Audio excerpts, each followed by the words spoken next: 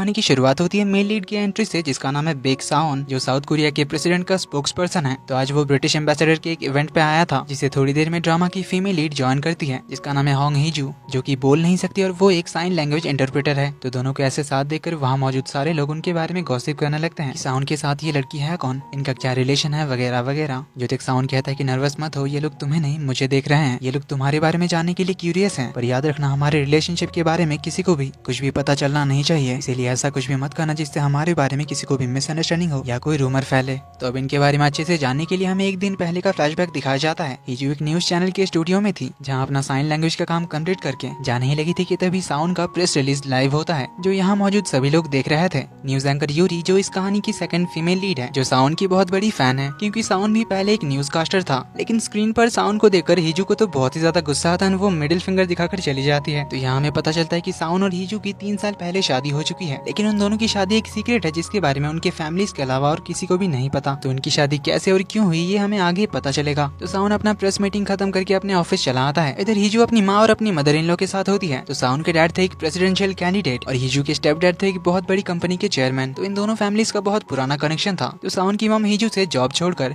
साउन को सपोर्ट करने के लिए कहती है, क्योंकि कुछ ही महीने में प्रेसिडेंशियल इलेक्शन होने वाला था, पर बिना पब्लिक में आए, क्योंकि ये लोग नहीं चाहते कि सबको पता चले कि हीजू साउन की वाइफ है जो बोल नहीं सकती। जो सुन हीजू की मम कहती कि क्या इसकी जरूरत है, जो सुन साउन की मम कहती कि ये ना बोले तो ही अच्छा है। ये बोलकर वो चली जाती है। तो हीजू की मम उस पे ही गुस्सा करने लगती है और कहती है कि ये तुम्हारी ही गलती है, किसी और के हस्बैंड को चुराया है तो अच्छे से काम करो, याद रखना तुम चेयरमैन होंग की बेटी हो और होने वाले प्रेसिडेंट की डॉटर इन लॉ। पर हीजू एकदम चुपचाप रहती है। फिर वो यहाँ से अपने ऑफिस जाने के लिए निकलती है, पर जाते हुए रास्ते में उसकी कार आउट ऑफ कंट्रोल हो जाती है और अचानक से रास्ते की बीचों बीच रुक जाती है। ये सब देखकर हीजू समझ जाती है कि उसकी कार हैक हो चुकी है, इसलिए ना ही कार की डोर्स खुल रही थी, ना ही कार आगे बढ़ रही थी, जिससे वो सामने से आ रहे एक ट्रक से टकराते टकराते बचती है। तभी हम उससे थोड़ी दूर एक मिस्टीरियस पर्सन को देखते हैं, जिसके हाथ में एक अलग सा फोन था, जिससे हमें समझ आता है कि उसी ने कार को हैक किया है। तब वो पर्सन हीजू की कार की ओर बढ़ने लगता है एंड इवन हीजू की कार के अंदर चला आता है। इधर साउन के फोन पे एक कॉल आता है। साउन का असिस्टेंट दोजे कहता है कि एक अजीब से नंबर से कॉल आया है। साउन कॉल पिक करता है तो सामने से आवाज आती है कि मैं तुम्हारी वाइफ को मार दूंगा। साउन पूछता है कौन हो तुम और क्या बकवास कर रहे हो। तो हम देखते हैं साउन को कॉल करने वाला वही मिस्टीरियस आदमी था, जिसने हीजू की कार को हैक किया था और वो अभी हीजू के गले पे चाकू रखकर साउन को धमका रहा था। साउन की फोन की बैटरी डेड हो जाती है, तो उसे चार्ज पे लगाकर वो सबसे पहले हीजू की मॉम को कॉल करता है और हीजू के बारे में पूछता है।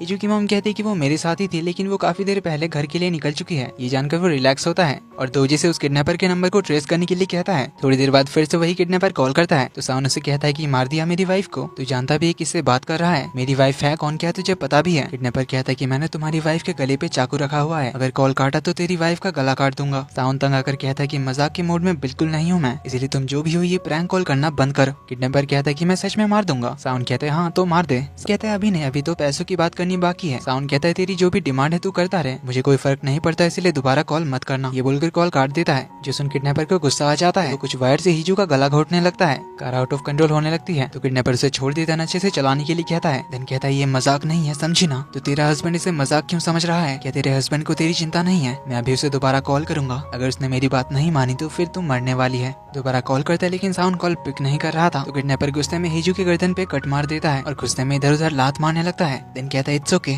पता है ये फोन बहुत ही अलग है, इससे सिर्फ साउंड को ही कॉल किया जा सकता है और इस नंबर को वो 10 मिनट बात करने से पहले ट्रैक ही नहीं कर सकता। वॉइस मॉड्यूलेशन ऑलवेज ऑन किया हुआ है, इसलिए मेरी आवाज वो पहचान भी नहीं पाएगा। और पता है तुम्हारी कार को मैंने पहले से ही हैक किया हुआ था, इतना सब कुछ परफेक्टली प्लान किया था, पर ये तुम्हारा कमीना हस्बैंड मेरा कॉल ही नहीं उठा रहा। फिर कॉल करता है तो इस बार साउंड कॉल उठा लेता है। तो किडनैपर कहता है कि मैंने कहा था ना तेरी वाइफ को मार दूंगा। तो साउंड भी गुस्से में कहता है कि हाँ तो मार देना, जब वो मुर्दा लाश बन जाए तब कॉल करना। ये बोलकर फिर से कॉल काट देता है, जो देखकर किडनैपर को तो और ज्यादा गुस्सा आता है। पर साउंड की ये बात सुनकर तो हेजू को भी बहुत ज्यादा गुस्सा आता है, इसीलिए वो फुल स्पीड से गाड़ी भगाने लगती है, जिससे एक स्लीपरी रोड आने की वजह से उसके टायर्स फिसल जाते हैं, जिस वजह से वो किडनैपर कार के अंदर टकराकर बेहोश हो जाता है। पर सीट बेल्ट होने की वजह से हीजू सेफ होती है। तो साउन अपने घर के लिए निकलता है। घर में हीजू पहले ही आ चुकी थी, जो अपने इंजरीज का फर्स्ट एड करती है, फिर खाना बनाकर टेबल पे रेडी करती है। थोड़ी देर बाद साउन आता है, हीजू को अपने सामने देखकर रिलैक्स होता है, कहता है कि तुम जिंदा हो। आज मुझे किसी का प्रैंक कॉल आया था, जिसने कहा वो तुम्हें मार देगा, मेरी वाइफ को मार देगा, पर तुम तो जिंदा हो। उसकी बातें सुनकर हीजू को बहुत गुस्सा आ रहा था। तभी साउन को असिस्टेंट दोजे कॉल करके बताता है कि उस नंबर को ट्रेस नहीं किया जा सकता, वो नंबर हमारे लोकल टावर्स यूज नहीं करता, पर उस नंबर का पहला 3 डिजिट्स 406 यूएस का एक एरिया कोड है, इसीलिए वो एक वर्चुअल फोन नंबर है जिसे सिर्फ रियल टाइम में ट्रैक किया जा सकता है। यानी वो अगर फिर से कॉल करता है और अगर वो कॉल 10 मिनट तक चलता है तभी हम उस नंबर को रियल टाइम में ट्रैक कर पाएंगे। देन वो साउंड को याद दिलाता है कि कल ब्रिटिश एम्बेसडर की एक इवेंट है जहाँ एक साइन लैंग्वेज इंटरप्रेटर की जरूरत है, क्योंकि एम्बेसडर की वाइफ भी बोल और सुन नहीं सकती। तो साउंड हीजू को कल तैयार रहने के लिए कहता है, क्योंकि कल वो हीजू को साइन लैंग्वेज इंटरप्रेटर के तौर पे अपने साथ ले जाएगा।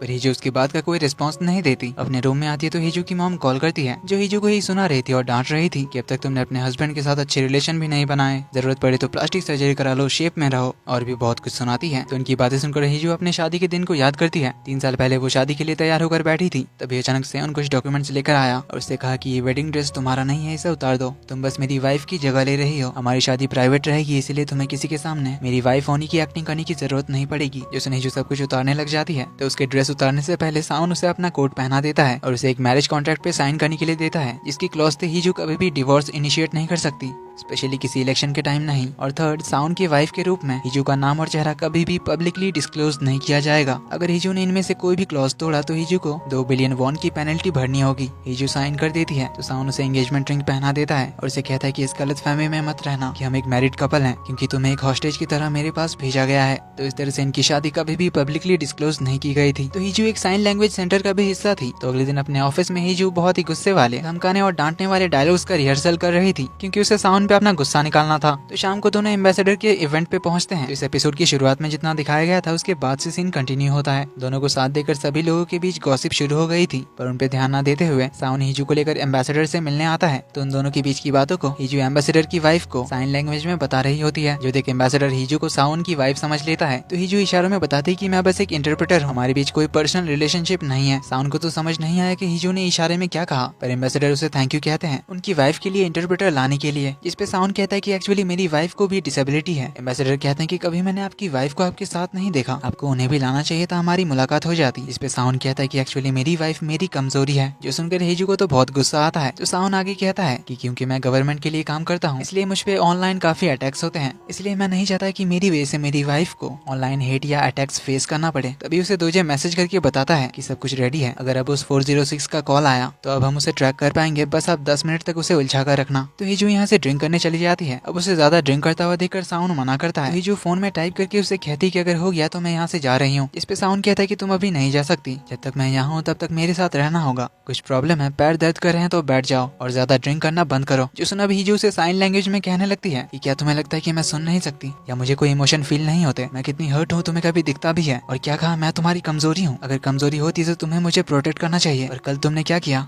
ये बोलकर उसे इशारे में गाली देने लगती है, जो साउन को थोड़ा समझ आता है, पर जाते हुए हीजू इशारों में कहकर जाती है कि शायद तुम जिस वाइफ की बात कर रहे थे वो मैं हूँ ही नहीं। ये बोलकर वो यहाँ से वॉशरूम में चली आती है, जहाँ उसे साउन पे तो बहुत गुस्सा आ रहा था। इधर साउन को थोड़ी देर बाद उसकी किडनैपर का कॉल आता है। तो इस बार साउन उसे सामने से कहता है कि मेरी वाइफ तो सेफ है, क्यों कल तू उसे मार नहीं पाया, कल मैं बहुत बिजी था इसलिए मैंने तेरा कॉल काट दिया था, पर आज मेरे पास बहुत टाइम है, तो बताओ अब तुम मेरी वाइफ को कैसे हर्ट करोगे। ये सब वो किडनैपर को 10 मिनट तक बातों में उलझाने के लिए कह रहा था। तभी किडनैपर कहता है कि लगता है पार्टी में ज्यादा कुछ करने को है नहीं तुम्हारे पास। जिसमें साउन थोड़ा शॉक्ड होता है। किडनैपर कहता है कि सरप्राइज्ड हुआ होगा कि मुझे कैसे पता कि तू इस पार्टी में है, तू सोच नहीं सकता कि मैं तेरे इतने करीब हूँ। साउन हर तरफ देखने लगता है, देन उसे कहता है कि तुझ जैसा लूजर यहाँ आ ही नहीं सकता, इसलिए अपनी बकवास बंद कर। इस पे किडनैपर कहता है कि तुमने कुछ नहीं खाया ना, तुम चाहे तो तुम्हारे लेफ्ट में रखी हुई ब्रुशेटा खा सकते हो। अब ये सुनकर साउन और ज्यादा शॉक्ड होता है, तो उससे पूछता है कि तू यहाँ आया कैसे। तो किडनैपर कहता है कि अभी तूने पूछा था ना कि मैं तेरी वाइफ को कैसे हर्ट करूंगा। जो सुन साउन हीजू को हर तरफ ढूंढने लगता है। तभी वो ऊपर एक बंदे को फोन पे बात करता हुआ देखता है, तो उसे पकड़ने जाता है, लेकिन वो कोई और होता है। किडनैपर पूछता है डर गया क्या। साउन भागते हुए हीजू को ढूंढने लगा था। किडनैपर कहता है कि क्यों अब बिलीव हुआ ना। साउन कहता है कि तुझ जैसा लूजर मेरी वाइफ का कुछ बिगाड़ नहीं सकता, तूने मुझसे पंगा लेकर बहुत बड़ी गलती की है, और वैसे भी तूने मेरी वाइफ को कभी देखा भी है क्या, पता भी है वो कौन है। तभी वो कहता है कि होंग हीजू तेरी असली वाइफ नहीं है, जिससे तेरी शादी होने वाली थी वो थी चेयरमैन होंग की बड़ी बेटी ईना, और शादी से एक दिन पहले वो भाग गई, जिसके बारे में किसी को भी कुछ पता नहीं है। पर फिर तूने उसकी बहन हीजू से शादी कर ली, क्योंकि चेयरमैन होंग और तेरी फैमिली का कोई तो बहुत पुराना कनेक्शन है, जिस वजह से तुम्हें उनकी फैमिली में शादी करनी ही थी, इसलिए बड़ी वाली नहीं तो छोटी बेटी से शादी कर ली। अब ये बात बाहर आई तो कैसा रहेगा। ये सब सुनकर साउन हैरान हो जाता है, क्योंकि इस बारे में सिर्फ उन दोनों के फैमिली वालों को ही पता था। था। तो साउन पूछता है कि तुझे क्या चाहिए। तो किडनैपर से अपनी डिमांड्स बताने लगता है कि सबसे पहले तुझे हीजू को छोड़ना पड़ेगा, फिर तो अपनी असली फियांसे के साथ रह सकता है, क्योंकि वैसे भी तो हीजू को पसंद नहीं करता। पर तभी रिवील होता है कि किडनैपर बनकर बात करने वाली हीजू खुद थी और वो बात कर सकती है। पर इस फोन में वॉइस मॉड्यूलेशन ऑन था, इसलिए साउन को हीजू की बात एक आदमी के वॉइस में सुनाई दे रही थी। तो किडनैपर का फोन हीजू के पास कैसे आया ये हमें एक फ्लैशबैक के थ्रू दिखाया जाता है। जब साउन ने तंग आकर कहा था कि मेरी वाइफ को मार दे, जब वो मुर्दा लाश बन जाएगी तब कॉल करना, ये बोलकर कॉल काट दिया था। तब हीजू को बहुत ही ज्यादा गुस्सा आया था, इसीलिए वो बहुत ही तेजी से गाड़ी चला रही थी और किडनैपर को ही चिल्लाकर कह रही थी कि वापस कॉल कर उस कमीने को, मुझे भी उससे कुछ कहना है। लेकिन साउन ने फिर कॉल ही नहीं उठाया। बस तभी आगे स्लिपरी रोड होने की वजह से हीजू की कार का एक्सीडेंट हो गया था, जिसमें वो किडनैपर बेहोश हो गया था। तभी उसका ये वाला फोन गिरा था जिसको हीजू अपने साथ लेकर आई थी। तो प्रेजेंट में हीजू कहती है कि अब बताओ, अगर तुम अपने डैड का इलेक्शन खराब नहीं करना चाहते, हमारे मैरिज के सीक्रेट्स को रिवील होने से रोकना चाहते हो, तो तुम्हें हीजू को डिवोर्स देना पड़ेगा। तुम्हारे पास कल तक का टाइम है ये डिसाइड करने का, वरना तुम चाहो तो हम 2 बिलियन वॉन में मामला सेटल भी कर सकते हैं। जिसुन साउन कहता है कि तुम लोग अपनी हरकतों से बाज क्यों नहीं आते, तुम शायद भूल रहे हो कि मैं हूँ कौन। तुम्हारे इन बातों को फेक न्यूज बनाना मेरे लिए इतना भी मुश्किल नहीं है। अगर तुम्हें मुझे ब्लैकमेल करना था तो मेरे बारे में थोड़ा पता कर लेता, तो जैसे कि तुम्हें आंख बंद करके अरेस्ट करवा सकता हूँ। जिसुन हीजू कहती कि क्या तुम जानते हो कल मैंने तुम्हारी वाइफ के साथ क्या किया था? मैंने उसे ऑलमोस्ट मार ही दिया था। मैंने उसी के कार में उसे किडनैप किया था, वायर से उसका गला दबाया था, उसके बाल खींचे थे, उसके गर्दन पे चाकू का कट भी मारा था। वो बेचारी इतनी डर गई थी, मैं तो उसे मारने ही जा रहा था। वो बेचारी तो अपनी जान की भीख भी नहीं मांग पा रही थी, क्योंकि वो तो बोल ही नहीं सकती। फिर तुमने तो कहा कि उसे मार दो, लाश हो तभी कॉल करना। उस हीजू को तो मैं मारने ही वाला था, लेकिन उसका लक अच्छा था, स्लिपरी रोड की वजह से कार का एक्सीडेंट हो गया। पर ये सब सुनकर साउन गुस्से में सामने दीवार पे पंच मारता है और गुस्से से कहता है कि अब तू सुन 406, मैं इससे पहले कभी भी किसी आदमी के बारे में जानने के लिए इतना क्यूरियस नहीं हुआ। मैं तुझे ढूंढ कर रहूंगा।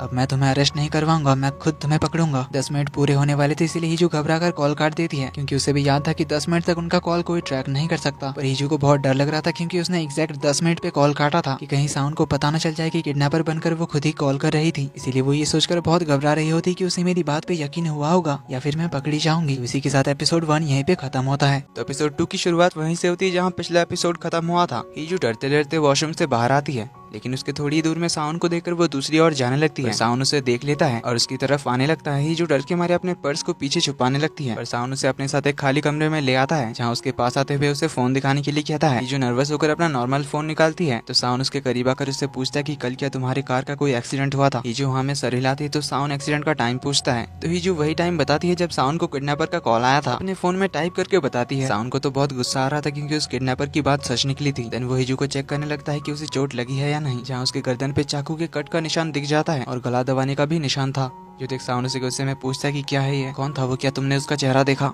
ये जो टाइप करके बताती है कि उसका चेहरा कवर्ड था, इसीलिए मैं देख नहीं पाई। साउन पूछता है क्या उसने तुम्हारी गर्दन पे चाकू रखकर तुम्हें मारने की धमकी दी थी? ये जो हाँ में सर हिलाती है। जिसुन साउन को तो बहुत ही ज्यादा गुस्सा आता है, तो उससे कहता है कि इतनी बड़ी बात होगी और तुमने मुझे बताया क्यों नहीं? इस पे हीजू कोई रिएक्ट नहीं करती। तो साउन कहता है कि अब से कहीं भी जाना है तो बॉडीगार्ड साथ ले जाना। ये बोलकर वो बाहर आता है और अपने बिल्डिंग के सिक्योरिटी टीम को रेडी रहने के लिए कहता है। देन दोजे को कॉल करके उस किडनैपर का लोकेशन ट्रैक हुआ या नहीं पूछता है। दोजे उसे बताता है कि उसका IP एड्रेस बार बार चेंज हो रहा है, शायद ये लोग कोई गैंग है। तो साउन उसे कहता है कि उस किडनैपर को मेरे बारे में बहुत ज्यादा पता है, जो बातें सिर्फ मेरी फैमिली जानती है वो भी उसे पता है। आज इस इवेंट में जो भी आया था उन सब के बारे में पता करो, और मैं तुम्हें किडनैपर और मेरे बीच हुई बात का रिकॉर्डिंग भेजता हूँ। शायद वो एक आदमी है और वॉइस मॉड्यूलेटर यूज कर रहा है, उसे हटाने की कोशिश करो। इधर किडनैपर वाले फोन में भी बातें रिकॉर्ड हुआ था, जो घर आकर हीजू सुनती है और थोड़ा हंसते हुए कहती कि साउन तो पक्का डर गया है। देन वो इस फोन को देखकर कहते कि 2 दिन से ये फोन मेरे पास है, शायद वो किडनैपर इसे ढूंढ रहा होगा, इसीलिए मुझे जल्दी ये काम खत्म करना होगा। तभी दरवाजा खुलने की आवाज आती है, तो वो उस फोन को अपने पर्स में छुपा देती है। साउन डायरेक्टली उसके रूम में आ जाता है और उसकी कार की चाबी देने के लिए कहता है। इवन वो खुद उसके पर्स से निकालने जा रहा था, तो हीजू जल्दी से उसका हाथ पकड़ लेती है और उससे पर्स छीन कर उसे चाबी दे देती है। साउन अपने पार्किंग लॉट में आता है और कार के अंदर सब कुछ चेक करने लगता है, स्पेशली कार का डैश कैम, जिसके बारे में इधर हीजू को भी याद आता है, इसलिए वो जल्दी से भागकर पार्किंग लॉट में आती है। पर साउन उसे बताता है कि डैश कैम में कुछ भी रिकॉर्ड नहीं हुआ था। ये सुन हीजू रिलैक्स होती है। तो फ्लैशबैक से हमें पता चलता है कि उस एक्सीडेंट के बाद हीजू किडनैपर का फोन लेकर दूर भाग गई थी और फिर एक टो ट्रक को इस जगह पे बुलाया था,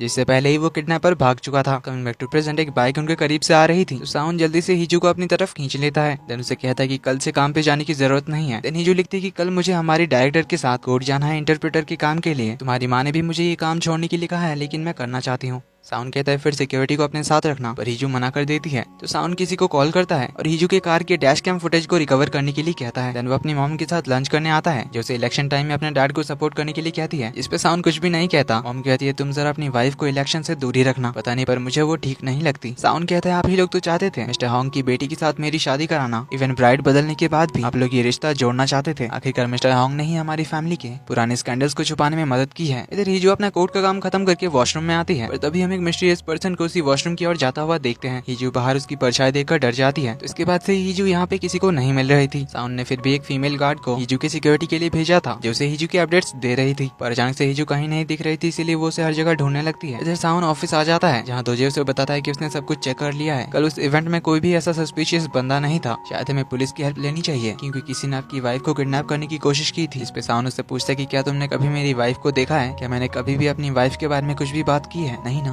पूरे देश में किसी को भी नहीं पता है मेरी वाइफ के बारे में, पर सभी लोग जानने के लिए क्यूरियस हैं। तो अगर हमने इस मामले में पुलिस को इन्वॉल्व किया तो क्या होगा, वो भी अभी इलेक्शन के माहौल में। दोजे उसे सॉरी कहता है कि मैंने इस बारे में नहीं सोचा था। इधर कोर्ट में वो फीमेल गार्ड हीजू को नहीं ढूंढ पा रही थी, जिस बारे में वो साउन को मैसेज कर देती है। तो साउन उसे जल्दी से ढूंढने के लिए कहता है। थोड़ी देर बाद गार्ड का मैसेज आता है कि हीजू मिल गई है, वो एक आदमी के साथ है। तो साउन उनका फोटो खींचकर भेजने के लिए कहता है। इधर हम देखते हैं हीजू जिसके साथ थी वो उसका कॉलेज फ्रेंड था, सांगू। हीजू ने जिस परछाई को वॉशरूम के बाहर देखा था वो यही था। कोर्ट में वो किसी काम से आया था, तब उसने हीजू को देखा। तो थोड़ी दूर से वो फीमेल गार्ड इन दोनों की फोटोज खींच रही थी और साउन को भेज रही थी। इधर फोटो में दोनों को हंसते हुए बात करता हुआ देखकर साउन थोड़ा जेलस हो रहा था। इधर सांगू से पूछते कि तुम 3 साल बाद अचानक से कहीं चली गई, तुम्हारे बारे में किसी को भी पता नहीं था, तुमने कभी कॉल भी नहीं किया, मैंने तुम्हें हर जगह ढूंढने की कोशिश की थी। फिर एक दिन मैंने तुम्हें न्यूज चैनल में देखा साइन लैंग्वेज इंटरप्रेटर का काम करते हुए। देन दोनों की साइन लैंग्वेज में ही बातें शुरू होती है। हीजू से सॉरी कहती है कॉन्टेक्ट ना करने के लिए। फिर दोनों एक दूसरे का हाल चाल पूछते हैं। देन सांगू से बताता है कि तुमने जिस चैनल के साथ काम किया था उनके साथ ही मैं एक प्रोग्राम करने वाला हूँ, जिसका नाम है क्राइम रिपोर्ट, जिसमें हम कुछ क्राइम केसेस के बारे में इन्वेस्टिगेशन करते हैं। देन दोनों अपना नंबर शेयर करते हैं। फिर हीजू चली जाती है। इधर इन दोनों के साथ में फोटोज देखने के बाद साउन का काम में तो बिल्कुल भी ध्यान नहीं था। इधर हीजू घर पहुंचती है, जहां थोड़ी देर में उसकी मॉम भी आ जाती है, जो उसके लिए बहुत सारी चीजें लेकर आई थी, जिसमें कुछ सेलेक्टिव लॉन्ड्री एंड ड्रेसेस वगैरह थे, जिन्हें देखकर हीजू को तो बहुत गुस्सा आता है। जो देख उसकी मॉम कहती कि तुम इतनी लूजर टाइप कैसे हो, ये सब भी क्या मुझे तुम्हें सिखाना पड़ेगा? जब इना शादी से पहले भाग गए और तुम्हें उसकी जगह लेने के लिए कहा गया, तब तुमने डेयरिंगली एक कंडीशन रखी, तुम्हारे डैड को एक अच्छे नर्सिंग होम में शिफ्ट किया जाए, उसके बाद ही तुम ये शादी करने के लिए मानी थी। इसीलिए तुम्हें साउन की वाइफ होने की वजह से उसकी वाइफ की ड्यूटीज तो निभानी पड़ेगी, इसीलिए कुछ भी गलत किया तो तुम्हारे बाप को उस नर्सिंग होम से निकलवा दूंगी। तो असल में हीजू को ये शादी करनी नहीं थी, तो उसकी मॉम ने ही उसके डैड की धमकी देकर उसे साउन से शादी करने के लिए फोर्स किया था। तो बेसिकली ये हीजू की असली माँ ही है, जिन्होंने अपने हस्बैंड को छोड़ दिया था, क्योंकि पहले ये लोग बहुत गरीब हुआ करते थे एंड उसके बाद ही हीजू के डैड मेंटली थोड़ा अनस्टेबल हो गए थे, इसलिए वो पिछले कई सालों से नर्सिंग होम में भर्ती हैं। तो इन्हें छोड़ने के बाद हीजू की मॉम ने चेयरमैन हॉन्ग से शादी कर ली थी, जिनके 2 बच्चे थे, जिनके साथ हीजू के ना बोलने का लिंक था, जो हमें आगे पता चलेगा। कमिंग बैक टू प्रेजेंट, हीजू शावर लेने के बाद उसकी मॉम का लाया हुआ नाइट ड्रेस पहन लेती है और उस किडनैपर वाले फोन को निकालती है और साउन को कॉल करती है।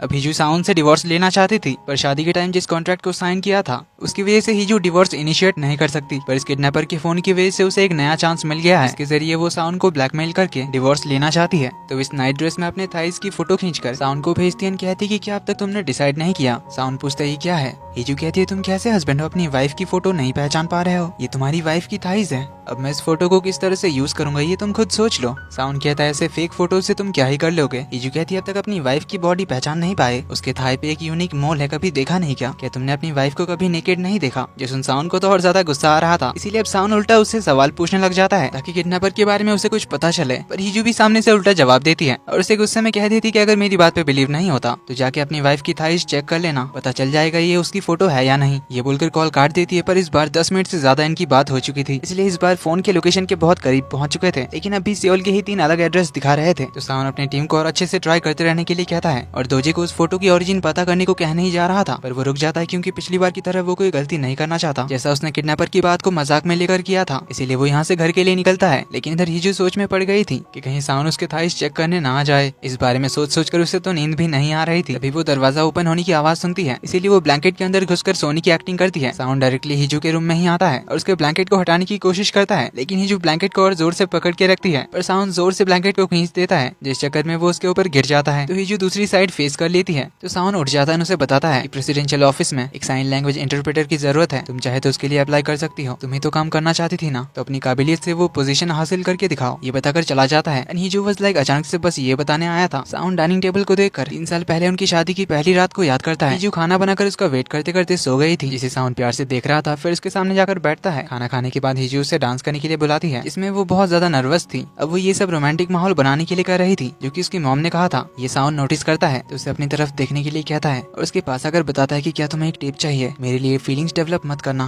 तुम्हें मेरे सामने किसी का पपेट बनने की जरूरत नहीं है, और खास करके तुम्हारी मॉम जो भी कहे वो हर चीज करने की जरूरत नहीं है। इसीलिए मैं क्लियरली बता रहा हूँ कि तुम कभी भी मेरे प्लान का हिस्सा नहीं थी, इसीलिए कभी मेरे मैटर्स में मत पड़ना। ये बोलकर वो चला गया था। तो प्रेजेंट में साउंड हीजू के रूम की ओर देखने लगता है। इधर हीजू को तो नींद ही नहीं आ रही थी, क्योंकि साउंड के ऐसे अचानक से उसके ऊपर गिरने की वजह से उसकी हार्ट बीट फास्ट हो गई थी। अब अगली सुबह वो उठती है तो साउंड ब्रेकफास्ट का पूछता है, तो वो ब्रेकफास्ट बनाने जाती है, लेकिन फिर साउंड जाकर खुद ही ब्रेकफास्ट बनाने लगता है, जो देखकर हीजू भी उसकी हेल्प करने आती है। तो खाना बनाते हुए साउंड उसे इनडायरेक्टली सांगू के बारे में पूछता है कि उस दिन कोर्ट में तुम सिक्योरिटी को नहीं मिल रही थी। हीजू कहती है कॉलेज फ्रेंड मिल गया था जिससे बात कर रही थी। तो साउंड पूछता है कि क्या तुम दोनों क्लोज थे, मेरा मतलब क्या तुम दोनों अच्छे दोस्त थे, और क्या वो भरोसेमंद है। हीजू हाँ कहती है। तभी साउंड को दोजे का मैसेज आता है, तो साउंड उसके लिए खाना रेडी करके चला जाता है। जो हीजू कहती है क्या इसने मेरे लिए खाना बनाया। इधर यूरी के ऑफिस के बाहर किसी सेलिब्रिटी के फैंस आए हुए थे, इनके धक्के से वो गिरने वाली थी, पर तभी सांगू उसे होल्ड कर लेता है, जिसको यूरी देखते रह जाती है। तो सांगू यह कहानी का सेकंड मेन लीड, जो बाय प्रोफेशन एक डॉक्टर है और एक यूट्यूबर भी। तो यूरी की कॉफी सांगू के हाथ में गिर जाती है। तो दोनों बैठकर बात कर रहे थे। तभी उन्हें पता चलता है कि सांगू जो प्रोग्राम करने वाला है उसमें यूरी भी उसके साथ काम करने वाली है। इधर उस किडनैपर के वॉइस मॉड्यूलेशन को हटाने के बाद जो पहला सैंपल निकला था वो उतना क्लियर नहीं था, इसीलिए फिर से ट्राई करने के लिए कहता है। पर तभी दोजे उसे एक ट्रैफिक सीसीटीवी का फुटेज दिखाता है, जहाँ पे वो किडनैपर हीजू के कार में घुसा था। अब इन्हें तो पता नहीं था कि हीजू की कार को हैक किया था उस किडनैपर ने, इसीलिए वो आसानी से डोर ओपन करके अंदर घुस गया था। लेकिन ये देखकर दोजे कहता है कि ऐसा लग रहा है जैसे किडनैपर को जानबूझकर अंदर आने दिया गया, जिससे अब साउंड भी सोच में पड़ जाता है। इधर हीजू अपने असली डैड से मिलने नर्सिंग होम में आती है।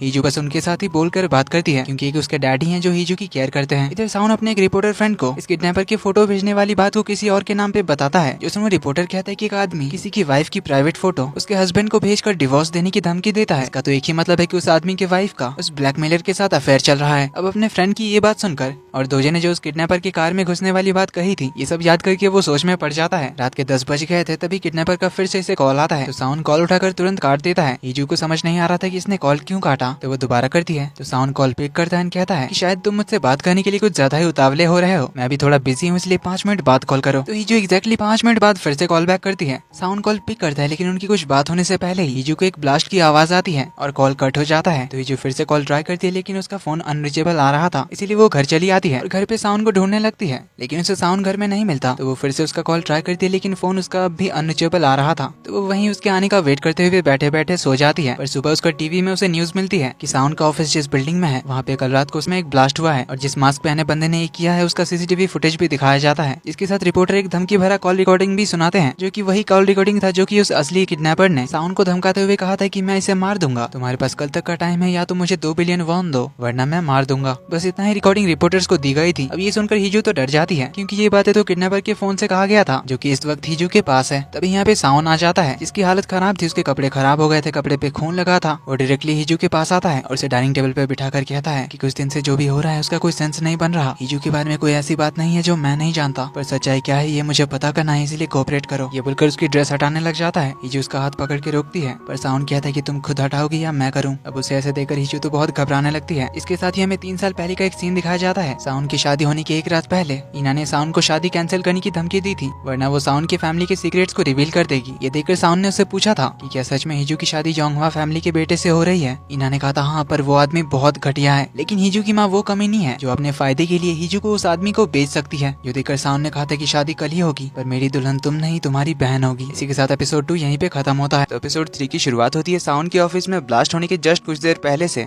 साउंड और उसकी टीम किडनैपर के कॉल को ट्रैक करने के लिए रेडी थे। अभी इनके ऑफिस से एक डिलीवरी वाला आता है और इनके दरवाजे के बाहर एक पार्सल छोड़कर जाता है। अब उसमें पिज्जा का पैकेजिंग था, इसलिए एक टीममेट अंदर ले आता है, ये सोचकर कि किसी ने खाने का ऑर्डर दिया होगा। तभी साउंड को किडनैपर का कॉल आता है, यानी हीजू कॉल करती है, एंड तभी वो पार्सल ब्लास्ट हो जाता है। साउंड को होश आता है तो वो हॉस्पिटल में होता है, जहाँ उसके बाकी टीममेट्स की भी ट्रीटमेंट चल रही थी। दोजे उस डिलीवरी मैन का फुटेज दिखाता है जो वो बॉक्स उनके ऑफिस के बाहर रखकर गया था। दोजे कहता है कि शायद ये वही किडनैपर है जो आपको धमकी दे रहा है। साउंड जल्दी से अपना फोन चेक करता है तो सिक्योरिटी ने मैसेज किया था कि हीजू घर में ही है। जो देखकर साउन कहीं जाने लगता है तो दोजे उसे रोककर कहता है कि पुलिस अपना काम कर रही है, लेकिन उन्हें नहीं पता कि इसमें आप भी इन्वॉल्व हैं। जो बात अगर बाहर आई तो मीडिया में बवाल हो जाएगा। साउन कहता है कि ये सब करके वो किडनैपर मुझे चैलेंज करना चाहता है, अब उसे सबक तो सिखाना ही पड़ेगा, डायरेक्टली नहीं तो किसी और तरीके से। इसीलिए साउन ने ही किडनैपर ने जो धमकी भरा कॉल किया था उसका कुछ पार्ट प्रेस में देने के लिए कहता है। देन वो यहाँ से घर गया था। हीजू के थाइस पे वो मोल चेक करने जा रहा था तो डाइनिंग टेबल से उसे बेडरूम में ले जाता है, जहाँ हीजू डायरी में लिखकर पूछते कि क्या तुम्हें चोट लगी। साउन बताता है कि एक आदमी हमारे ऑफिस में बॉम्ब रख कर गया था। हीजू पूछते क्या वो किडनैपर था। साउन कहता हाँ। देन कहता आपसे मैं तुमसे सवाल करूंगा, वो किडनैपर कौन हो सकता है, क्या तुम्हें पता है।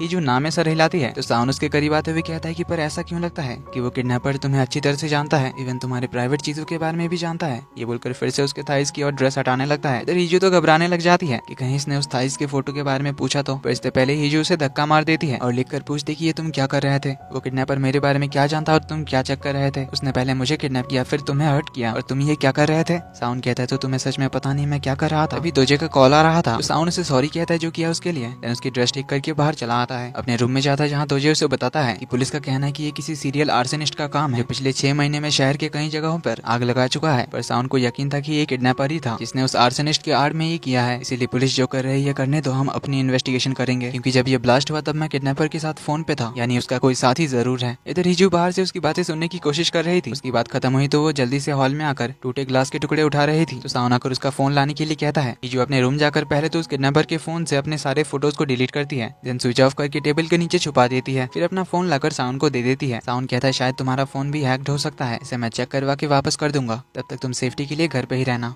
देन साउन और हीजू के पेरेंट्स आए हुए थे शूटिंग पे। यह है साउन का डैड मिस्टर बे जो आने वाले इलेक्शन में प्रेसिडेंशियल कैंडिडेट हैं, और यह है मिस्टर होंग हीजू के स्टेप डैड जो बहुत बड़े बिजनेसमैन हैं। इधर हम असली किडनैपर को देखते हैं जो बुरी तरह से मछलियों को काट रहा था। तभी उसका साथी उसे मैसेज करके पूछता है कि ऑफिस बिल्डिंग में ब्लास्ट तुमने किया। किडनैपर कहता है हाँ मजा आया ना। तो उसका पार्टनर कहता है कि आगे से मुझे बिना बताए कुछ भी मत करना और एक काम है तुम्हारे लिए। ये बोलकर वो पार्टनर किसी जगह का एड्रेस भेजता है। इधर साउन हीजू का फोन चेक करता है, चैट्स में उसे सांगू का नाम दिखता है तो वो उनके चैट्स देखने लगता है। रिसेंटली सांगू ने उसे उनके कॉलेज टाइम का एक फोटो भेजा था नूरी ड्रीम सेंटर नाम के एक ऑर्फनेज में। उन दोनों ने बच्चों के साथ फोटोज खिंचाई थी। इधर सांगू अपने क्राइम शो के बारे में डिस्कस करने के लिए यूरी की टीम से मिलने आता है। तो सांगू एक अनसॉल्व केस को इस क्राइम रिपोर्ट प्रोग्राम के जरिए इन्वेस्टिगेट करना चाहता है। तो यूरी एंड टीम उस केस के बारे में पूछते हैं। तो सांगू बताता है कि मैं नूरी ड्रीम सेंटर नाम के ऑर्फनेज में बड़ा हुआ हूँ। 20 साल पहले जिस टाउन में वो ऑर्फनेज था वहीं पे एक अमीर फैमिली का बहुत बड़ा मेंशन था जहाँ वो लोग कभी कभार आते थे। एक दिन सांगू उस मेंशन के अंदर चला गया था जहाँ उस अमीर फैमिली का यंग मास्टर यानी उस फैमिली का बेटा वेकेशन के लिए आया हुआ था, जो हमेशा एक मास्क पहन के रहता था। दोनों मिले, बहुत सारे गेम्स खेले। उसने सांगू को अपना रूम भी दिखाया जहाँ पे अनगिनत हर तरह के खिलौने थे। इसी तरह हर रोज वो दोनों खेलते थे। लेकिन एक दिन अचानक सांगू ने उसके घर पे कुछ भयानक देख लिया। इसके बाद से वो कभी वहाँ नहीं गया। यूरियन बाकी सब पूछने लगते हैं कि क्या देखा था, पर तभी सांगू को एक कॉल आ जाता है। उसके कुछ और प्लान थे इसीलिए उसे जाना पड़ता है। इधर साउन भी उस नूरी ड्रीम सेंटर के बारे में पता कर रहा था। तभी हीजू के फोन पे सांगू का मैसेज आता है। इसमें उसने हीजू को कल लंच के लिए इनवाइट किया था और उस रेस्टोरेंट का लोकेशन भी भेजा था।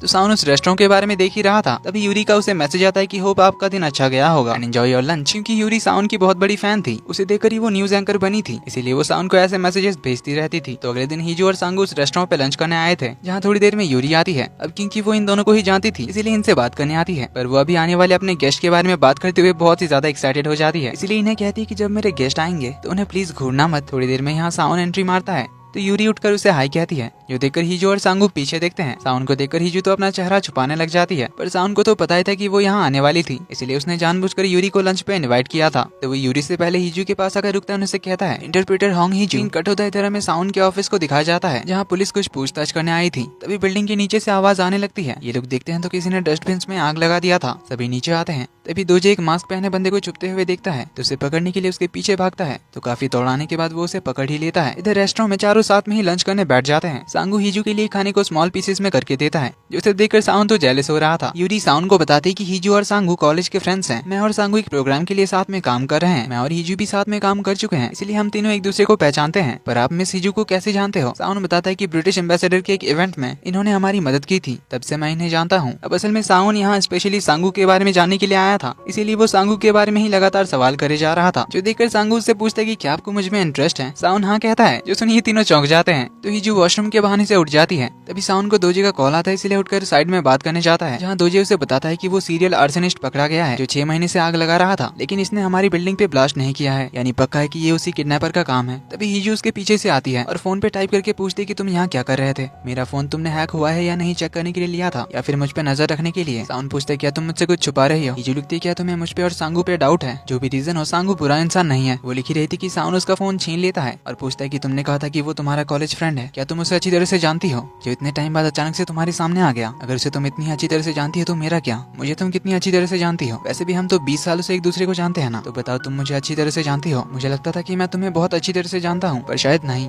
ये बोलकर चला जाता है।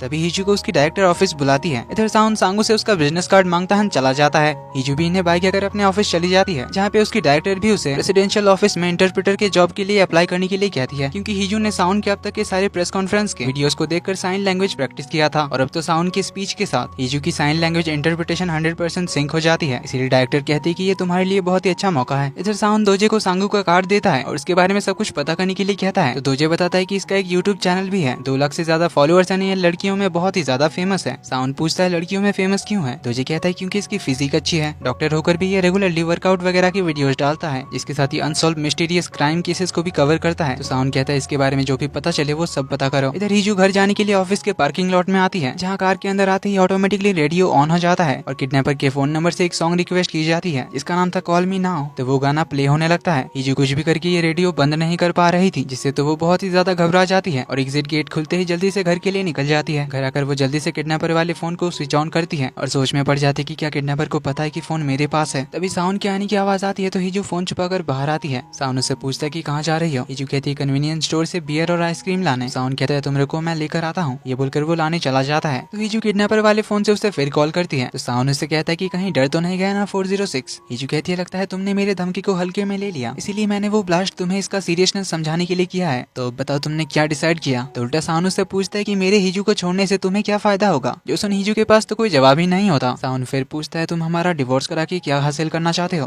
हीजू कहती है वैसे भी तो तुमने कोई प्यार करके उससे शादी नहीं की है, ना ही तुम अभी उससे प्यार करते हो, तो उसे छोड़ क्यों नहीं देते। साउन कहता है तुम्हारी बातों से ऐसा लगता है कि तुम किसी और के फायदे के लिए मुझे धमकी दे रहे हो। असल में हीजू के साथ तुम्हारा रिलेशन क्या है, और याद रखना तुम्हें जो चाहिए मैं तुम्हें वो कभी नहीं दूंगा, और मैं हीजू को कभी नहीं छोड़ूंगा। ये बोलकर कॉल काट देता है। हीजू को समझ नहीं आ रहा था कि आखिर ये सोच क्या रहा है। थोड़ी देर में साउन उसके लिए बियर और आइसक्रीम ले आता है और आते ही उसे कहता है कि मैं तुम्हें डिवोर्स नहीं दूंगा। जो सुन हीजू शॉक्ड हो जाती है। तो साउन कहता है कि जस्ट इन केस अगर कोई तुम्हें बहकाने की कोशिश करे, भले ही कोई स्कैंडल हो या रूमर हो, मेरा नाम कहीं पे भी नहीं आना चाहिए। ये बोलकर उसके करीब आने लगता है और उसके होठों पे लगी झाग साफ करता है। जन से कहता है कि इंटरव्यू के लिए अच्छे से तैयार होना, मेरे साथ खड़े होने के लिए तुम्हें पूरी मेहनत करनी होगी, और इंटरव्यू में मुझसे कोई हेल्प एक्सपेक्ट मत करना। ये बोलकर वो जाने लगा था, तो हीजू उसे रोककर पूछती है कि तुम मुझे अपने साथ क्यों चाहते हो। अगर मैं प्रेसिडेंशियल ऑफिस की इंटरप्रेटर बन गई तो मेरा नाम और चेहरा पूरा देश जान जाएगा, तो क्या ऐसे तुम और तुम्हारी फैमिली हैंडल कर पाएगी। साउन हंसते हुए कहता है कि तुम कुछ ज्यादा ही कॉन्फिडेंट लग रही हो, तुम्हें तो ज्यादा एक्सपीरियंस भी नहीं है। हीजू कहती है मुझसे बेहतर और कोई नहीं होगा, ये मेरी गारंटी है, और एक्सपीरियंस ही सब कुछ नहीं होता, मैं इंसान का चेहरा देखकर बता सकती हूँ वो क्या कहने वाला है। तो साउन उसके करीब आते हुए कहता है कि अच्छा तो बताओ मैं अभी क्या सोच रहा हूँ। जिस आदमी ने तुम्हें किडनैप किया और मेरे ऑफिस में ब्लास्ट किया, वो हमारे बारे में कुछ ज्यादा ही बातें जानता है। ये सच है कि हम एक ही घर में स्ट्रेंजर्स की तरह रहते हैं, पर मुझे ये पसंद नहीं है। उस किडनैपर ने जो भी कहा ये सच है, पर मुझे ये पसंद नहीं है। मैं उसे कहना चाहता हूँ कि तू गलत है, उसे कहना चाहता हूँ कि तू हमारे बारे में सब कुछ नहीं जानता।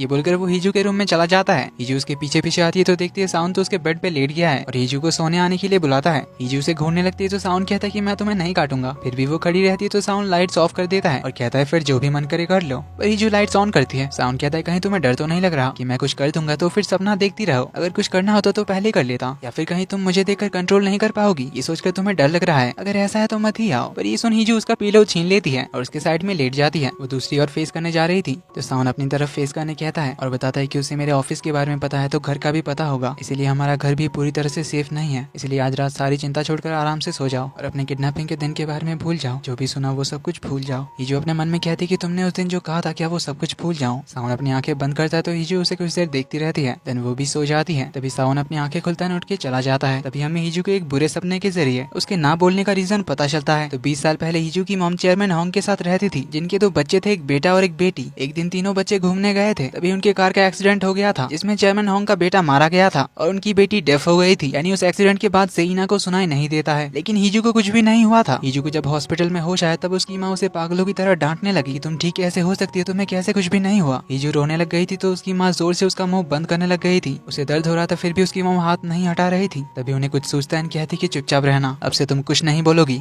तुम इस एक्सीडेंट से इतने शौक में हो कि तुम बोल नहीं सकती। अब से ये तुम्हें याद रखना है, क्योंकि जब तक चेयरमैन होंग तुम्हें देखकर तरस नहीं खाएंगे तब तक हम यहाँ नहीं रह सकते, इसलिए अब से तुम कभी बात नहीं करोगी। तो इसी बुरे सपने के साथ हीजू की नींद खुलती है। इधर नर्सिंग होम से हीजू के डैड को वो किडनैपर उठा लेता है और उन्हें नर्सिंग होम से काफी दूर ले आता है। उनके फोन से हीजू को वीडियो कॉल करता है तो यहाँ किडनैपर का फेस रिवील होता है, लेकिन वो हीजू को अपना चेहरा नहीं दिखाता। वो हकलाकर बात करता है, उसकी आंखों का कलर अलग अलग है। अब उसकी आवाज से हीजू पहचान जाती है कि वो किडनैपर है। उसे अपने डैड की फिक्र होने लगती है। किडनैपर कहता है कि मेरा फोन तुम्हारे पास है ना, और तुम ही उस फोन को यूज करके साउन को धमका रही हो, लेकिन तुम्हें उससे चाहिए क्या, जवाब दो वरना मैं वो फोन लेने आ रहा हूँ। हीजू डरते हुए कहती है कि मुझे उससे डिवोर्स चाहिए। जो सुन किडनैपर तो हंसते हुए कहता है कि ये तो बहुत अच्छी बात है, मुझे तुम पसंद आई क्योंकि मेरा और तुम्हारा गोल एक जैसा ही है, इसीलिए तुम उसे कॉल करती रहो और वो फोन तुम रख सकती हो, उसे धमकी देती रहो, पर अगर पीछे हटी तो अच्छा नहीं होगा। ये बोलकर कैमरे के सामने वो कुछ उखाड़े हुए दांत दिखाता है और कॉल काट देता है। इधर साउन जो प्रेसिडेंट के साथ एक जगह आया हुआ था उसे एक मैसेज आता है। इधर हीजू जल्दी से नर्सिंग होम पहुंचती है जहाँ उसके डैड अब भी बेहोश थे। तो एक नर्स बताती है कि इन्हें टहलाने के लिए ले जाया गया था, जो थोड़ी देर के लिए दूसरे पेशेंट को देखने गई थी कि तभी हीजू के डैड गायब हो गए थे और ये नर्सिंग होम से काफी दूर जाकर मिले। पुलिस भी आ चुकी थी जिन्हें इनके पास वो दांत मिले थे जो हीजू के डैड के नहीं थे। तो पुलिस हीजू को रिपोर्ट लिखाने के लिए अपने साथ ले जाती है। जाते हुए पुलिस की कार की रेडियो को भी अचानक से कुछ हो जाता है, जिसे देखकर हीजू और ज्यादा डर जाती है। उसे किडनैपर की धमकी याद आती है। अचानक से वो कार रोकने के लिए कहने लगती है क्योंकि उसे वॉमिटिंग सा लग रहा था। बाहर आकर वो तो काफी रोने लगती है अपनी सिचुएशन को याद करके, क्योंकि बचपन से उसके साथ बहुत बुरा होता आया है। उसकी मॉम इतनी ज्यादा कंट्रोलिंग है, 20 सालों से इसे बोलने तक नहीं दिया, जबरदस्ती शादी करा दी, फिर ये किडनैपर उसके पीछे पड़ गया, इवन अब इसके डैड को भी खतरा है। ये सब याद करके वो बहुत ज्यादा रोने लग गई थी। तभी ये पुलिस वाले इनकी तरफ प्रेसिडेंट की कार आते हुए देखकर डर जाते हैं। तभी हम देखते हैं कि उस कार से साउंड निकलता है और हीजू की तरफ आने लगता है। साउंड को देखकर पुलिस वाले सैल्यूट करते हैं तो साउंड उन्हें थैंक यू कहता है और जाने के लिए कहता है। पुलिस वालों को समझ नहीं आता, वो कहते हैं कि हमें इन्हें पुलिस स्टेशन ले जाना है एक रिपोर्ट लिखाने के लिए। साउंड कहता है आप लोग जा सकते हो, मैं खुद आऊंगा रिपोर्ट लिखाने। ऑफिसर कहता है कि सॉरी पर आपका इनके साथ रिलेशन क्या है। तो साउंड हीजू को उठाता है, बताता है कि हीजू मेरी वाइफ है। जो सुन ये तीनों हैरान होते हैं क्योंकि साउंड ने कभी भी हीजू को अपनी वाइफ बोलकर इंट्रोड्यूस नहीं कराया था। तो इसी के साथ एपिसोड 3 यहीं पे खत्म होता है।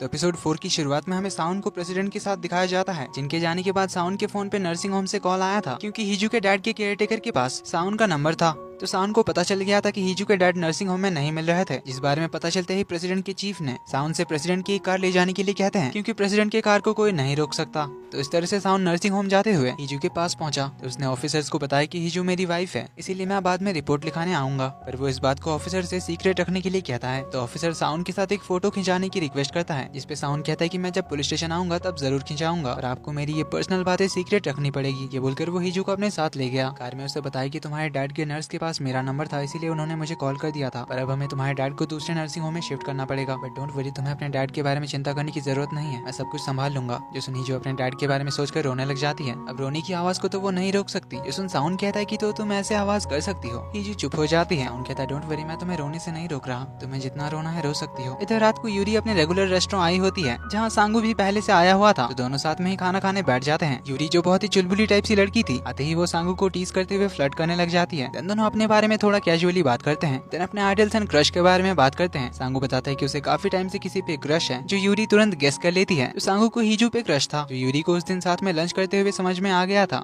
देन यूरी उसे अपने आइडल यानी साउंड के बारे में बताती है कि साउंड जो पहले एक न्यूज एंकर था, लेकिन वो अपने काम को लेकर बहुत ही ज्यादा स्ट्रिक्ट था, जिस वजह से यूरी तो उससे पहले बहुत डरती थी, लेकिन साउंड ने उसे बहुत कुछ सिखाया भी था एंड बहुत ज्यादा हेल्पफुल था। पर फिर साउंड प्रेसिडेंट का स्पोक्स पर्सन बन गया, जॉब छोड़ दिया, शादी भी कर लिया। सांगू पूछता है उसने किससे शादी की, तो यूरी बताती है कि साउंड एक बहुत ही पावरफुल पॉलिटिकल फैमिली से आता है। उनके ग्रैंडपा तो बहुत बड़े बिग शॉट थे, इवन उनके रिलेटिव्स कोई ना कोई मिनिस्टर्स हैं, जिस वजह से जाहिर सी बात है कि उनकी शादी एक बहुत ही इन्फ्लुएंशियल फैमिली की बेटी से हुई है। इधर साउंड हीजू को एक होटल ले आता है क्योंकि आज के दिन ये लोग फैमिली डिनर करते हैं। साउंड पहले उसे होटल रूम ले जाता है। हीजू फ्रेश होकर आती है। साउंड कहता है कि हमें बात करने की जरूरत है, तो उसे बैठने के लिए कहता है। देन बताता है कि तुम जानती हो कोई हमारे पीछे पड़ा है, पहले तुम्हें किडनैप किया, फिर मेरे ऑफिस में ब्लास्ट, और अब लगता है तुम्हारे डैड को भी उससे खतरा है। अभी तक तो मैंने पुलिस में कंप्लेंट नहीं किया है, पर अगर ऐसे ही चलता रहा तो और कोई ऑप्शन नहीं रहेगा, इसलिए अभी बता दो तुम मुझसे कुछ छुपा रही हो तो। क्योंकि साउंड को डाउट था कि हीजू कुछ तो छुपा रही है, लेकिन वो कहता है कि मैं तुम्हें फोर्स नहीं करूंगा, क्योंकि वैसे भी हम इतने भी क्लोज नहीं है कि एक दूसरे के लाइफ में इंटरफेयर करे। देन वो हीजू के लिए खाना ले आता है, उसे अच्छे से रेस्ट करके खाना खाकर नीचे आने के लिए कहता है, क्योंकि नीचे साउंड के मॉम डैड के साथ डिनर था। तो साउन के डैड चाहते थे कि साउन उनके इलेक्शन कैंपेन में हेल्प करे। इसको साउन डायरेक्टली मना कर देता है। वही हमें समझ आता है कि साउन का अपने डैड के साथ रिलेशन सही नहीं है, इसलिए साउन के डैड उस पर हमेशा नाराज रहते हैं। कुछ देर बाद में हिजू आती है तो साउन के डैड हिजू की इंसल्ट करने लगते हैं। जिसमें साउन को भी गुस्सा आ जाता है तो वो अपने डैड को सुनाकर हिजू को लेकर जाने लगता है कि तभी साउन के डैड गुस्से में एक वाइन का गिलास उसकी तरफ फेंकते हैं तो साउन हिजू को कवर कर लेता है और उसके डैड आकर उसका कॉलर पकड़ लेते हैं कि अगर तुम मेरी परछाई से बाहर निकले तो बर्बाद हो जाओगे। इस पे साउन कहता है कि मैं ऑलरेडी निकल चुका हूँ, इसलिए आप अपने बारे में सोचिए। ग्रैंडपा के दम पे तो आप पॉलिटिक्स में आ गए, पर अब खुद के दम पे आगे बढ़कर दिखाइए। ये बोलकर हिजू का हाथ होल्ड करता है, उसे लेकर चला जाता है। लिफ्ट में हिजू अपना हाथ छुड़ाने की कोशिश करती है, लेकिन साउन उसका हाथ नहीं छोड़ता और उसे कहता है कि तुम जरूर मुझे डिवोर्स देना चाहती होगी, क्योंकि तुम्हें मुझसे अपनी बहन की जगह शादी करनी पड़ी। तुम बोल नहीं सकती, इसलिए अपने आप को ऐसी सिचुएशन में डिफेंड नहीं कर सकती, पर ये लोग ऐसे हैं जो अपने बच्चे तक को कभी भी बदल सकते हैं, इसलिए इनकी बात को सुनने की जरूरत नहीं है, ना ही दिल पे लेना। ये बोलकर उसे घर ले आता है। हिजू को अब किडनैपर का फोन देखकर बहुत डर लग रहा था, इसीलिए वो उसे कचरे के बीच में डालकर फेंकने के लिए जाती है। तो साउन कहता है कि कचरे की थैली मुझे दे दो, मैं फेंक कर आता हूँ। इससे हिजू तो और घबराने लगती है, इसलिए दोनों में कचरे को लेकर छीना झपटी होने लगती है। पर हिजू उसे छीन कर अपने रूम में वापस आ जाती है, जहाँ उसकी डायरेक्टर एंड बाकी कलीग्स वीडियो कॉल करके उसे गुड लक विश करते हैं, क्योंकि कल प्रेसिडेंशियल ऑफिस में इंटरव्यू था। तभी साउन भी उसे ऑल द बेस्ट कहता है। हिजू लिखती है, अगर मैं पास हो गई तो फिर क्या होगा? हमारी फैमिली को पता चल गया कि मैं तुम्हारे साथ काम कर रही हूँ तो क्या होगा? तो साउन कहता है, हिजू आखिर कब तक तुम एक ओबीडियंट बच्ची बनी रहोगी जो हमेशा दूसरों के ऑर्डर्स फॉलो करती है? क्या तुम दूसरों की बात सुन सुनकर थक नहीं गई हो? ये तुम्हारे लिए एक मौका है अपने दम पे खड़े होने का, अपना नाम बनाने का, इसलिए दूसरों के बारे में सोचना बंद करो, खुद के लिए करो, जो तुम्हारा मन करे वो करो। ये बोलकर वो जाने लगा था तो हिजू उसे रोक कर लिखती है कि ओके, फिर तुम सोचना चालू करो, अगर मुझे ये जॉब मिल गई तो सिचुएशन कैसे हैंडल करोगे? जिसमें साउन थोड़ा स्माइल करता है। तो अगले दिन दोजे सांगू की सारी इन्फॉर्मेशन साउन को देता है, जहाँ उसे पता चलता है कि सांगू यूरी के साथ क्राइम रिपोर्ट नाम का एक शो करने वाला है। पर साउन खुद इंटरव्यू लेने के लिए नहीं जाता, अपने ऑफिस में ही बैठकर लाइव देखता है। तो हिजू की बारी आ जाती है, जहाँ उसे साउन के एक स्पीच को लाइव इंटरप्रेट करने के लिए कहा जाता है, जिसको हिजू बहुत ही आराम से साउन के वॉइस के साथ प्रॉपर सिंक में इंटरप्रेट कर देती है। अब उसकी इतनी परफेक्शन देखकर साउन भी इधर हैरान रह गया था, लेकिन वो कुछ नोटिस करता है, इसीलिए वो खुद इंटरव्यू रूम में आता है और हिजू से पूछता है कि तुमने कई बार मेरे बोलने से पहले ही हैंड साइंस करने लग गई थी, इसीलिए सच बताओ, क्या तुम्हें ये स्पीच पहले से ही पता था? तो हिजू साइन लैंग्वेज में बताते हैं कि मैंने इन वीडियोस पे बहुत बार प्रैक्टिस किया है। तो साउन उसके दूसरे स्पीच के वीडियोस को इंटरप्रेट करने के लिए कहता है। अब हिजू को बहुत सारे स्पीचेस दिखाए जाते हैं, जिन सभी को हिजू परफेक्टली सिंग के साथ इंटरप्रेट कर देती है, जो देखकर साउन के साथ साथ सारे इंटरव्यूअर भी शॉक्ड हो जाते हैं। साउन उससे रोकर पूछता है कि क्या तुमने मेरे सारे वीडियोस को देखकर प्रैक्टिस किया है? हिजू हाँ में सर हिलाती है।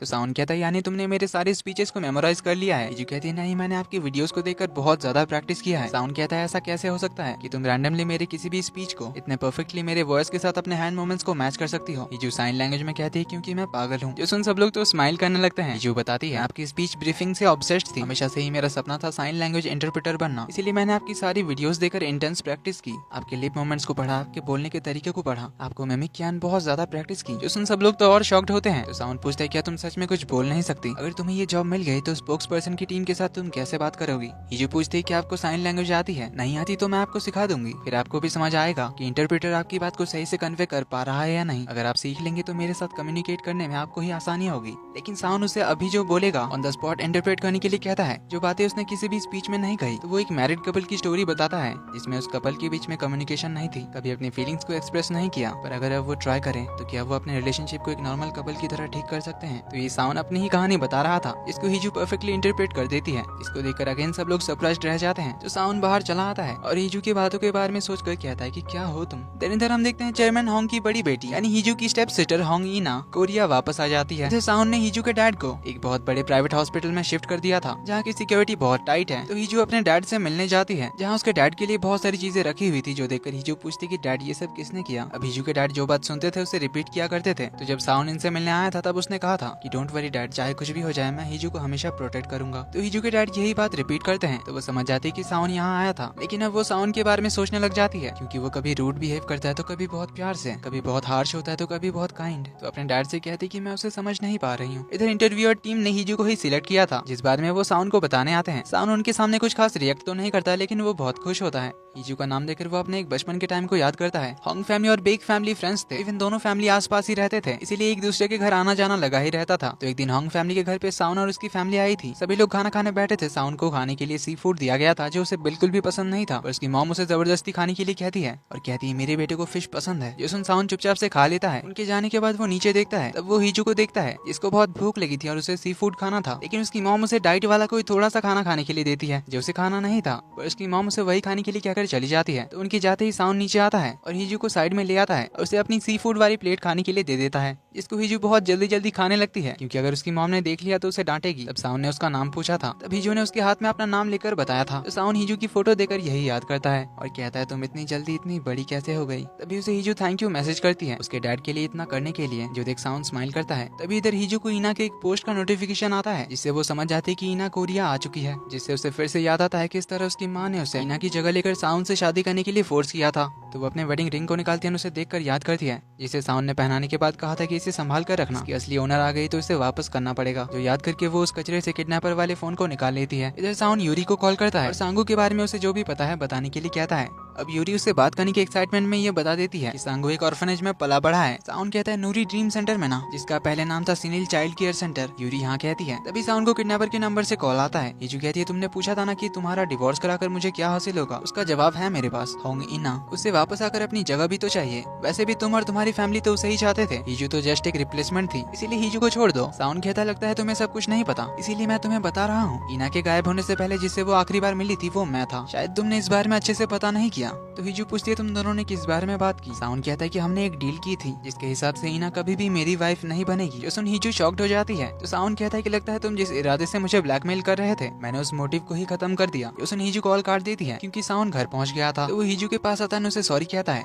क्योंकि उसने हीजू को अंडर एस्टिमेट किया था, पर उसने इंटरव्यू बहुत ही अच्छे से दिया। देन उसे याद दिलाता है कि कल चेयरमैन होंग यानी हीजू के स्टेप डैड की कंपनी की एनिवर्सरी है, जिसके पार्टी में इन्हें जाना है। पर हीजू अपने मन में कहती कि क्या ये नहीं जानता कि ईना वापस आ गई है। तो अगले दिन शाम को ये लोग पार्टी में पहुंचते हैं। हीजू को देखकर उसकी मॉम उसे साइड के एक रूम में ले जाती है। तुमने साउन को अपने डैड के बारे में पता चलने कैसे दिया, एक काम तुम ढंग से नहीं कर सकती। हीजू टाइप करके पूछती कि क्या आप ये नहीं पूछेंगे कि डैड को वहाँ से शिफ्ट क्यों किया गया। हीजू की मॉम कहती कि मुझे फर्क नहीं पड़ता, अच्छा ही है, मुझे आपसे हॉस्पिटल में पैसे देने की जरूरत नहीं पड़ेगी। और ये क्या पहना है, ये बोलकर उसकी कोट उतार देती है और बाहर आकर अच्छा दिखने के लिए कहती है। तो इसके पास ही वॉशरूम था जहाँ दो लड़कियाँ हीजू के बारे में बुरा भला बोल रही थी। जो सब सुनकर हीजू को बहुत बुरा लगता है। पार्टी में आती है तो अंदर सभी लोग आपस में बात करने में बिजी थे, जैसे कोई उसे नोटिस ही नहीं कर रहा था। इसीलिए वो ड्रिंक करते करते टेरेस में आ जाती है, जहाँ वो अपनी लाइफ के बारे में सोचकर सैड फील कर रही थी कि किसी को उसकी चिंता नहीं है। तो वो किडनैपर का फोन निकलकर साउंड को कॉल करने के बारे में सोचती है। उसे कॉल लगाकर वो अपने आप से कहती है कि ये तो मेरे बारे में बिल्कुल भी नहीं सोच रहा होगा। तभी साउंड कॉल पिक करता है तो हीजू कहती है कि तुम्हारी फियांसी शादी से पहले गायब हो गई, फिर जब हीजू ने उसकी जगह ले ली तब तुमने कैसा फील किया।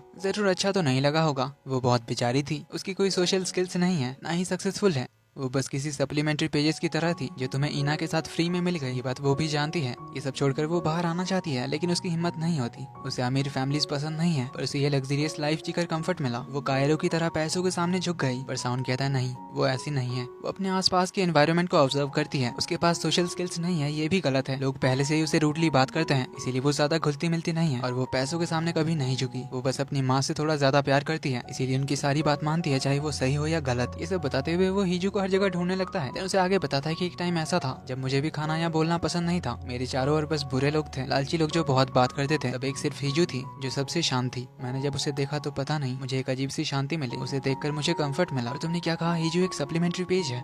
नहीं, वो सबसे यूनिक है। उसने कितनी मेहनत की है तुम नहीं जानते। वो अपना नाम खुद बनाएगी अपनी मेहनत से, इसीलिए अगर नहीं पता तो मेरी वाइफ के बारे में कुछ भी ऐसा मत बोलो। अब ये सब सुनकर हीजू तो रो पड़ती है, रोते हुए कहती है कि फिर तुमने उसके साथ ऐसा क्यों ट्रीट किया, जैसे वो है ही नहीं। तुमने कहा था तुम हीजू को बहुत अच्छी तरह से जानते हो, तो फिर तुमने उसे ऐसा क्यों कहा कि तुम दोनों कोई कपल नहीं हो। तब हीजू एलिवेटर खुलने की आवाज सुनकर पीछे मुड़ती है तो एलिवेटर से साउंड बाहर आता है। तो हीजू को फोन के साथ टेरेस के एकदम साइड में देख लेता है। सीन कट होता है, हमें एक एक्स्ट्रा सीन दिखाया जाता है। साउंड रिपोर्ट लिखाने के लिए पुलिस स्टेशन गया था। पहले तो उसने ऑफिसर्स के साथ फोटोज खिंचाई, फिर रिपोर्ट लिखते टाइम ऑफिसर्स उसे बताते हैं कि आपकी वाइफ उस दिन हमारी कार में अचानक से बहुत शॉक्ड हो गई थी। हमें तो ऐसा लगा था कि उन्हें पैनिक अटैक आ रहा है। अचानक से वो बहुत चिल्लाने लग गई, कार रोकने के लिए कह रही थी। जो साउंड शॉकिंगली पूछता है कि क्या मेरी वाइफ ने आपसे कार रोकने के लिए कहा। ऑफिसर कहता है हाँ। तो साउंड उनकी कार का डैश कैम फुटेज लेता है। तो वो फुटेज देखकर साउंड समझ जाता है कि हीजू बात कर सकती है, जिससे तो वो काफी शॉक्ड एंड गुस्सा दोनों होता है। इसके साथ ही एपिसोड 4 यहीं पे खत्म होता है।